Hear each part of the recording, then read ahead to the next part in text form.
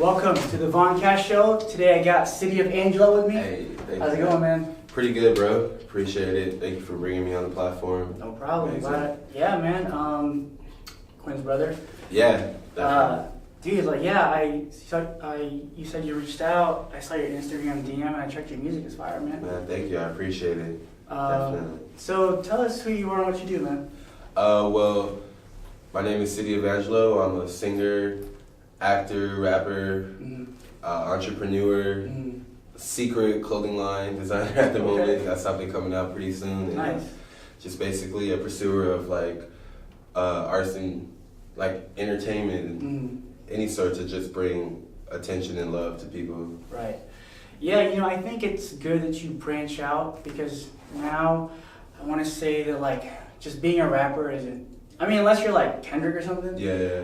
It's tough to make like ends meet and just like I want to say you almost like corner yourself in like a box. Whereas you sing, act, and working on clothing line, that's really good, man. You're diversifying like your options and your revenue. Yeah, I definitely hate like the stigma towards rappers that it's just like once you hear that someone's a rapper, it's just like, oh, that's all you do. And I feel like people kind of like marginalize rappers to just doing one thing. Yeah. And a lot of times it's like the rapping can be the passion, but obviously, you know, you have the fun things and you just have to get paid. Yeah, man.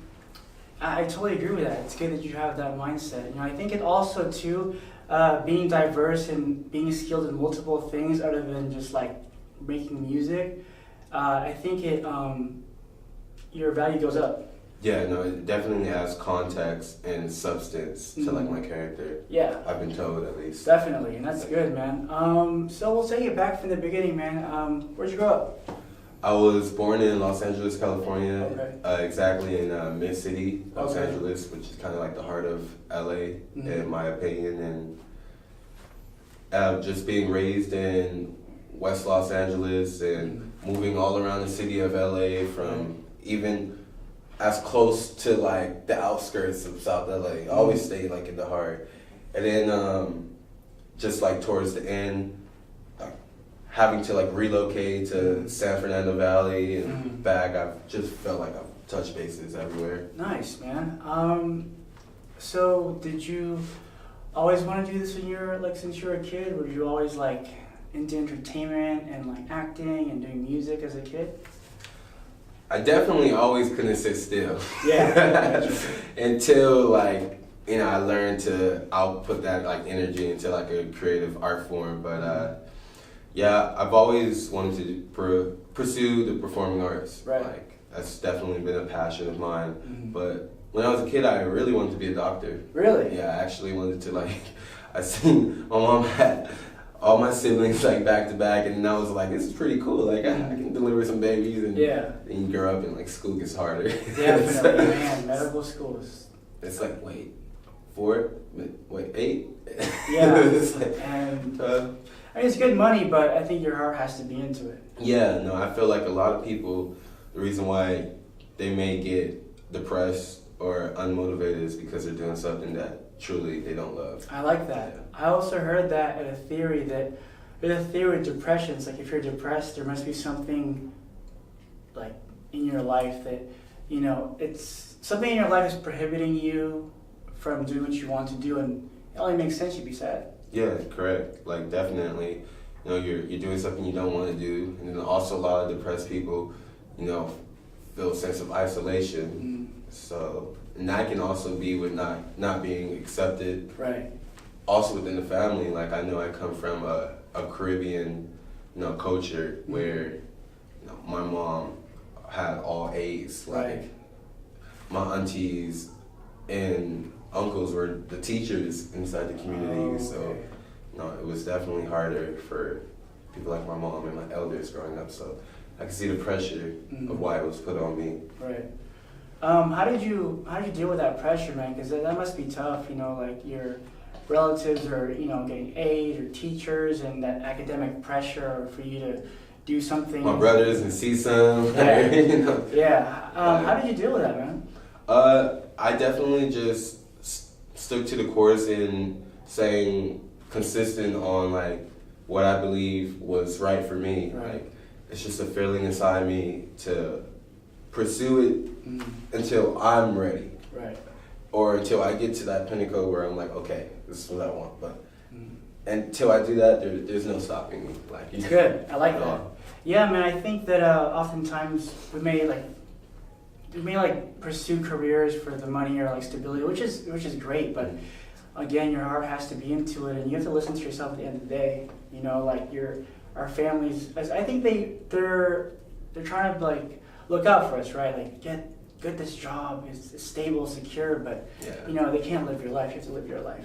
Exactly. I feel like they grew up in a whole different time where, you know, it was mainly like, do you have a 9 to 5? Do you have this? Where now there's so many different opportunities to like make money in terms of like independently, clothing wise. Like the internet itself has employed a lot of people. Agreed. Yeah, man. You know, same thing with my family. Like, you'll get a 9 to 5, get like a nursing job, get like a good paying job, and you know, when I bring up my creative endeavors, like, what? Like, they don't get it. They don't really seem to like be able to see your point of view on it. Yeah, but I can't be mad at them because, like you said, our elders grew up in a different time, a different generation. Internet wasn't available, you know. All the social media stuff wasn't available, so I can't get too mad at that. Yeah, sometimes I feel like it's hard for them to grasp, like how like putting something that I'm passionate on just on the internet alone with it like gaining a certain momentum of like support and audience can literally lead to like money by each person like looking at like a video or I mean, I can try to see from their point of view that's really foreign because back then it's like, you know, sure there were singers and musicians back then, but like the opportunities they have now are a lot different, you know. So let's see, you got into hip hop like at what age? I say definitely when I was younger. I can recall, I know I've always been like around hip hop, Tupac, you know, my dad or anybody playing music around me, like always influenced me, but the time that I can actually recall when I got into hip hop was like around like 5, 6, 7. Like I just remember my aunt bringing 50 cent CDs. Every time she'll pick me up, she was my godmother, and she'd pick me up and she'll just play 50 Cent and hearing Get Rich or Die Trying. That's classic. Yeah, and then my aunt was like my escape out of whatever I was going through at home. Like I go with her and I knew I was gonna have fun. So like stepping into that car and just knowing that I was gonna hear hip hop, where for my mom it was just only hearing Christian music. Not that that was bad or anything, but I was kind of like restricted to just one genre of like gospel music every time from school on the way home. Like there's no other music that can be heard. Did your parents or family like kind of trip out if you bought like music with explicit content? Not really. Like as far as my dad, no, because I remember him playing Kanye and he would play conscious music like De La Soul and Tribe Called Quest and people within that range. But my mom always stuck to like religious music. Like it was just that only. Yeah, I remember. I'm a little older. I was in high school when Get Rich or Die Trying dropped. Oh yeah. So I was elementary. Yeah, it was man, that was something else. Like I've never heard of anything like that. It was so good. I mean, I took an Uber to work today and dude played Patiently Waiting. It's so funny you brought 50 Cent up today. But I just remember like you hear that CD, that album from front to back, like you hear the quarter drop. It's iconic. Like, man. And then you see the movie too, and it's just like you connect the movie to your experience on playing the CD when you're in the car. And I feel like every time I play it, like Many Men, oh Wish my Death God, Upon Me, that was so good. It's like the best revenge song, man. Yeah, I could be like bullied in like 5th grade or something like that. And play that song and feel like I want to get revenge on everyone. Yeah, man, it was such a good album, good song too. Man, 50 Cent, like that album was definitely a classic. Looking back. Sure. So that was like your first. That was like what you can recall. What made you go from like I'm listening to music till like I'm gonna start rapping? It was in middle school. I went to John Burroughs Middle School in Hancock Park, and there was an after-school program called Carney. I think it was small. Yeah, it was just called Carney, and we had this instructor, and he was really into the hip hop world. If I can recall, like he was an artist himself at the time, but just an after-school aide. And he created this idea to have a hip hop show or just a talent show in general. And me and two other kids actually signed up for like the hip hop part of it. And at that point, I was only just writing down like lyrics, whether they made sense, whether they were bars. I was just writing down different things that I felt.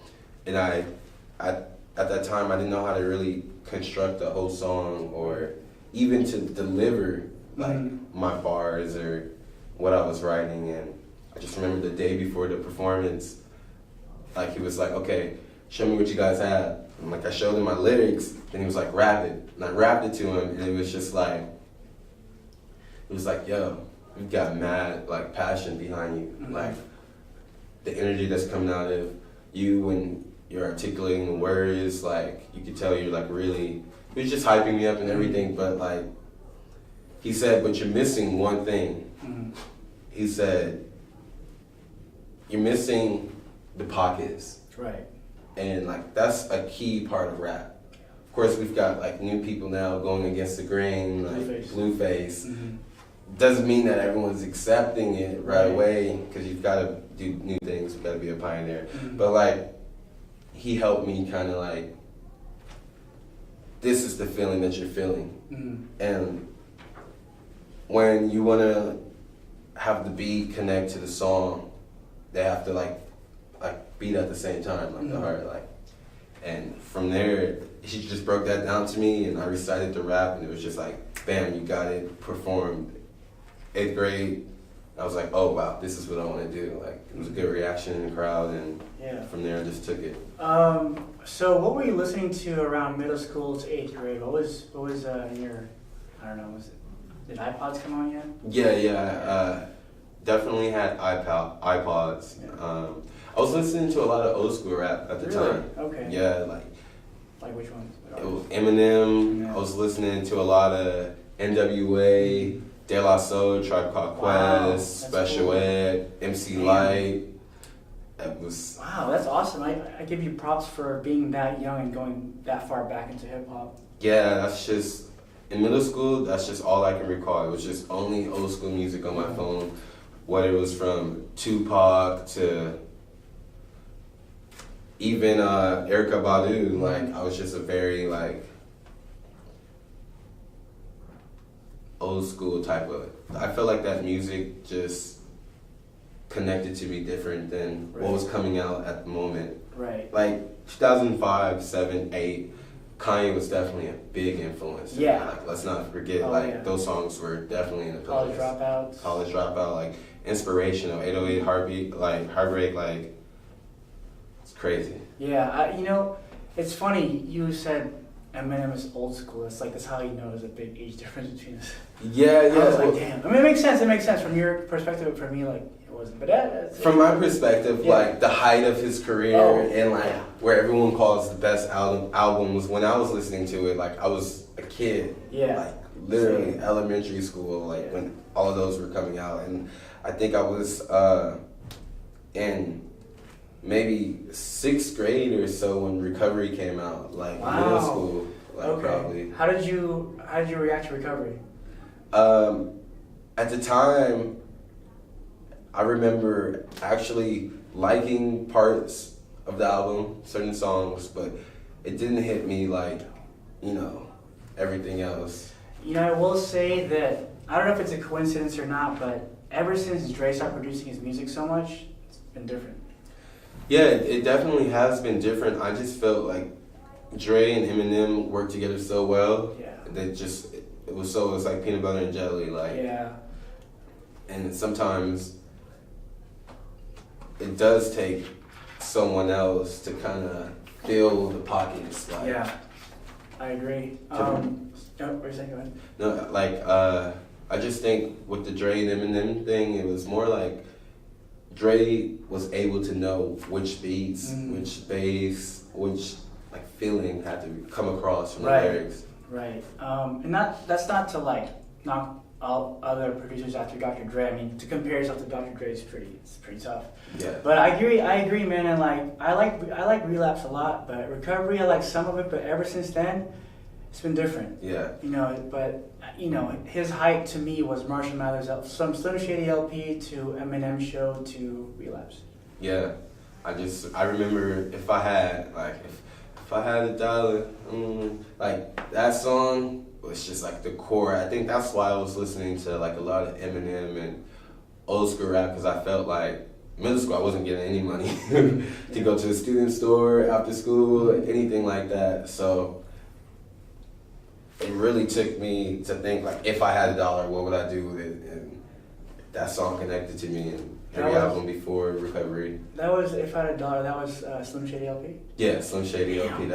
I'm Give me props, man. Yeah, like you, how old are you? I'm 23 years old. Wow. You went as far back to listen to Slim Shady LP. Props, man. Respect. Thank you. I'm 31. So, like, you know, that's cool that you appreciate the older stuff, and you know, that's big, man. Because I think you have your foundation. You know where to go from there. Were you always City of Angelo, or was it previous other names? It was previous other names. Before City of Angelo, I was Angelo X. And funny thing about that is when X started like really blowing up. X Tentacion. Yeah, XXX Tentacion. Rest in peace. Rest in peace. I just knew everyone was calling him X, like because no one knew how to pronounce his name. Me neither. I know. And me being 2 years older than him, like I was just like, yo, this kid blew up, and I was telling everybody to call me X, because the Angelo X, the short part, like people would come up and be like, yo, X, just like they would do DMX, just like they would do Xavier Wolf. Like I remember referring to Xavier as X before. Right. Yeah, man. I mean, before XXX Tentacion, there was DMX for me. So yeah, that X thing it's. Yeah, so like out of respect of him blowing up, cool, man. And me feeling like, you know, this is definitely gonna be like a contender, and I'm gonna, you know, you always want to be the best and be unique. So I didn't want anything similar towards like that in terms of name or anything of that sort. So it was also part of my growth too. Like in between that time, I was also transitioning to like a better person, more complex and layered individual. So that just all went with the involvement and evolution of my name. How did you get the name City of Angelo? I find that very it's unique. Thank you. Well, that name came to me like in a dream, which is actually funny. I had a dream that like I was like stuck in LA. Yeah. So like the weirdest dream ever. Like I ended up on the red line, and I was coming off of like Hollywood and Highland, and I got up, and each time I would go up the stairs and see like Hollywood, it would just bring me back down to the end of the stairs, and I would be coming out on like Sunset or like Santa Monica. It was the weirdest dream ever. And by the like end of like the segment of the dream, I came out to downtown LA, like City Hall, Pershing Square, that type of area. I just remember that feeling of being in downtown LA. And when I woke up, what I got from the dream was like, I'm like the embodiment of what LA is, or, you know, the average, maybe low middle class kid or individual. Like, and I just felt like calling myself City of Angelo, which is a play on City of Angels, or to me it also means like, this is the city of my mind. I like that. So like, when you think City of Angelo, you just completely think like, this is this kid's world, mind, his perspective on everything from being born in LA and of that sort. Nice, that's interesting. You have a very well thought out answer for that. That's a cool concept. So when did you start recording music? I started recording music in the summer of junior year graduation. Actually, middle school graduation. Like that summer leading into ninth grade, my boy Josh Drummond, he was a producer. He is a producer and engineer and author, and we recorded our first song with Kobe Lee and my homie Chowder that are now in a group called Vivid Life. It was a song called Alien Family, and that was my first song. Like the summer going into ninth grade, we just all went over to his house in LA and we recorded that track, and there it was just like, yo, we can do this. And not all of us stuck the course or stayed with it, but I just slowly kept evolving and you know. Are you a person that writes, or you kind of write you write in your head? I write in my head a lot of the times, but then I also like physically write when I need to, and I find that when I'm drawing the most compassionate and sentimental, emotional art forms of writing is when I'm writing. Like I just draw from something deeper inside me. Like maybe it just takes me to like go to different, you know, sections in my brain, but I find that like my writing is extremely more like complex and better than when I freestyle. But also when I freestyle, it's like writing too, because the way I do it is I kind of go into the track flowing with like I'll hear the beat and then I'll freestyle over it, like a certain flow, and I'll try multiple different flows, and whichever flow that I feel like fits the pocket and the beat best, I'll stick to that. How do you come up with concepts for songs? I heard a couple songs are pretty fire, man. So with the concepts, you just like listen to a beat and you kind of go from there? Yeah, it's definitely like what I last said. I listened to a beat and I would just hear first like the vibe, like what am I feeling from it? Like what is this beat telling me? Maybe like what vibration and what frequency is it in? Like, and from there I'll go to, okay, what story should I connect? Like what is this giving me? And from that part, then I'll just, like I said, I'll freestyle, and usually my freestyle will be like in the same like frequency or vibe as the beat. So if I'm low at that day or feeling, you know, a little down, like then it may turn into a sentimental, emotional, or like just a really like eerie song. And then if I'm really like excited, happy, and everything's going well, and then the beat, frequency, and vibe matches that, then like you'll get something like savage. Yo, you went hard on that one. Thank you. That was dope. I mentioned earlier outside the podcast that you have a good sound, man. It's very diverse. You can sing and you can rap. I think it's becoming more common now, like Tory Lanez kind of thing. But it seems like you can actually sing without autotune. Yeah, I appreciate that, bro. Yeah, no problem, man. I mean, like you know, it's good to have different ranges, right? You can cater to different audiences as opposed to just one type of audience. Yeah. Let's see. So, for those who haven't heard your music yet, I'll put a link and everything. How would you describe it? I would describe my music as, I always find that very hard because, you know, I feel different every day. Like, you know, one day can be my worst day, and next day can be the best. But I would just describe it as like the story of the everyday person. Like, you know, no one feels the same every day. And I feel like as artists, we kind of like take what we hear the first time and we expect to keep hearing something like that over and over again. And if we don't, like, they either fell off or, you know, they lost touch in their sound. And I don't believe that. I believe that, you know, people need to remember that just like you're human, artists is human too. And their views and values change. I agree. Days, so. Yeah, man, because I think that if you just stick to one sound, you don't really grow. You have to try different things. At all.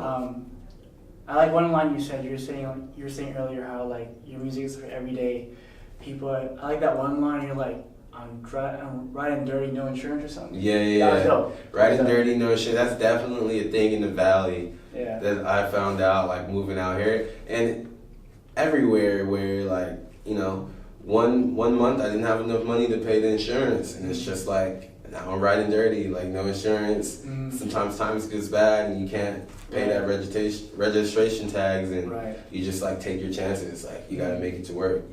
You gotta man, make it to the I studio. Agree. That's dope. That's cool. You can incorporate like everyday life into it. What are your favorite songs you made so far?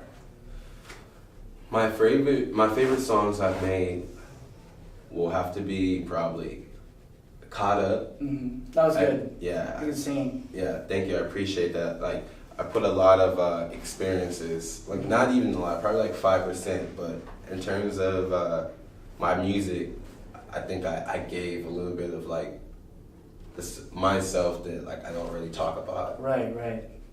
In Caught Up, and also Dark End, which is coming out pretty soon, and Bury Me Deep. Expect that. Like you guys are gonna love that. Like those are my 3 favorite songs. So one that's already out, and Caught Up and Dark End, like you guys are gonna love. Like yeah, I found some of your music on Apple Music. There was that one. Yeah, it was a collab. Something like watching Netflix and like rubbing toes or something. Is that you? That was Zay Hilfiger. Okay. Yeah. I was like, oh, that's pretty funny, man. Yeah, me and him did a collab song on that, and that's the homeboy. Like he's a creative kid too. He also, a lot of people don't know, he does a lot of the things himself in terms of like video editing and all that. But, yeah. That's good. Like if you know how to do that, if you know how to do all that stuff. But yeah, it's a good song. See, I like, because I know from what I can tell, you can actually rap, and you can actually sing, and you can also do the auto-tune stuff. I think it's good to be versatile, man. Yeah, definitely. I appreciate that. Any advice you have for artists or individuals like, hey, I kind of want to start, try my hand at rapping. It seems like now everyone's a rapper. It's so easy, but what's some advice? You've been rapping for a while. Some good songs. If you're gonna rap, like, what are you doing it for?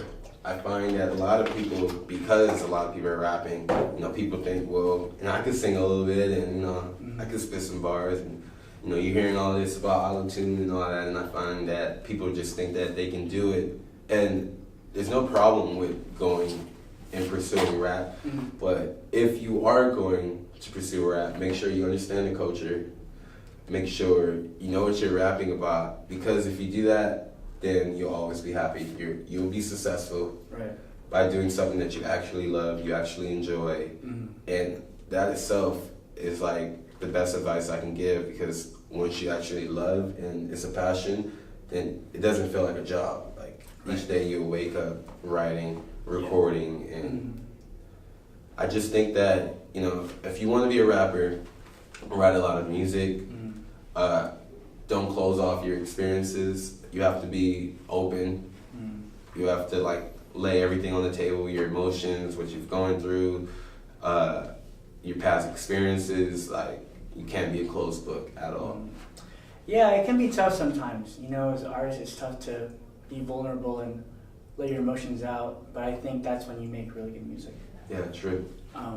For me, when I rap, when I make music, I find it therapeutic. Like, you make music? Yeah, I rap. Oh, wow. Yeah. Nice.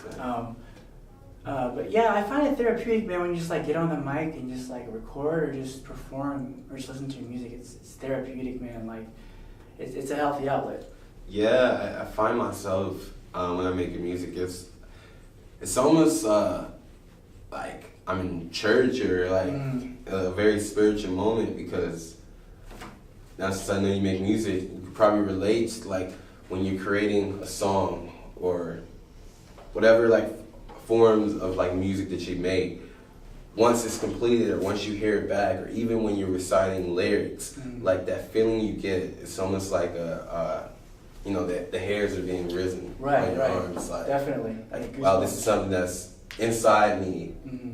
I finished it. It's out. It's an art form. Now I'm expressing it, and like a lot of times it's like almost overwhelming. Like, wow, this is what I'm going through. Like, this is actually inside me. And yeah, no, I made a video a while back. It was on the darker side. I was like drinking and like popping pills. My mom saw like a few years later. She's like, "Are you okay?" All this stuff. Yeah. Like, "Are you okay? I hope you're not doing drugs anymore." I'm like, "I'm alright," But back to you. Let's see. We were talking about what? We were talking about making music, like being therapeutic. Yeah, there's something about it, man. Like you're reciting something. It's so cool to hear yourself back, you know. Yeah. And it's even better, I think, when people enjoy your music. Yeah. You know. That's a reward. Yeah. Yeah. To me, it's like I get to make music. I'm happy because I like it, and if other people like it, it's icing on the cake. I don't feel like I'm too entitled to like much with music. Just you gotta keep going. You know, I think with social media these days, there's a perception that you can just blow up overnight, real quick. You know, and while it can happen, the longevity game is really not there. You know, it's something that takes time, years, and just being humble and just staying consistent and having good business practices.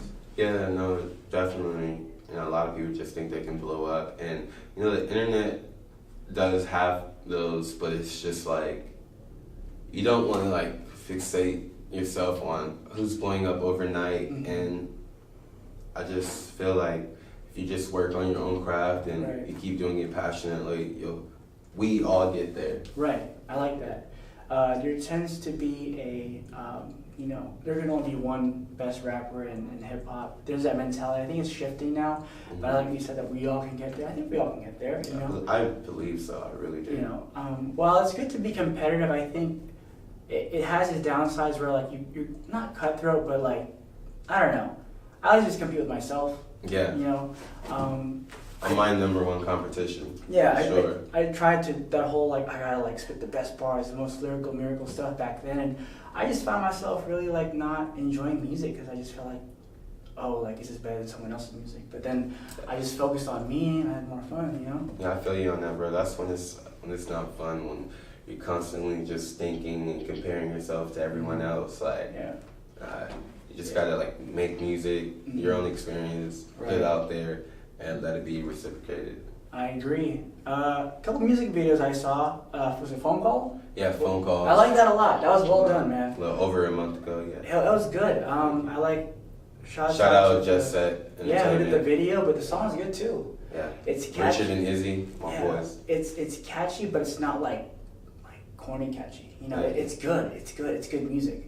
And the other one was Stressed Out. I saw the epileptic warning. I'm not epileptic, but I don't want to risk it, so I don't watch it. I appreciate it. That's cool. You do that. Actually, I definitely told them to put that epileptic warning there because that's cool. I came up with the idea to put it on the projector and have like these strobe lights flash as I was performing, because it was like crazy visuals. Like, I think you gotta take a chance and watch it from a distance. But it's not that bad. Yeah, it looked cool from what I saw. I saw the trailer on your Instagram. It looked dope. But I like that. Yeah, you're talking about being stressed out. Yeah, you should definitely check that out. I'll check it out. I'll adjust the brightness on my computer. Any upcoming any upcoming projects for songs you want to announce? Yeah, so we've got Darken coming out. We've got Bury Me Deep. I've got a whole EP coming out. Okay. Yeah, called Money Band Tears. Mm-hmm. And that's actually going to be the first EP of the year. Mm-hmm. And that's my debut EP. Be on the lookout for that. Nice, man. Where can we find you on social media? I know you have a presence on different platforms, SoundCloud, Spotify, and like Instagram.